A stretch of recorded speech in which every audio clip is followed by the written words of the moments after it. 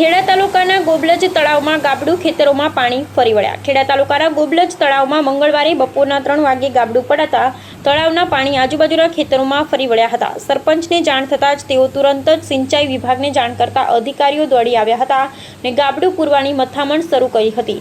ગોબલજના તળાવમાં ગાબડું પડવાની જાણ પાણસોલી ગામના સરપંચ ફૂલસિંહને થતાં તેમણે તાત્કાલિક ધોરણે સિંચાઈ વિભાગના અધિકારીઓને જાણ કરી હતી।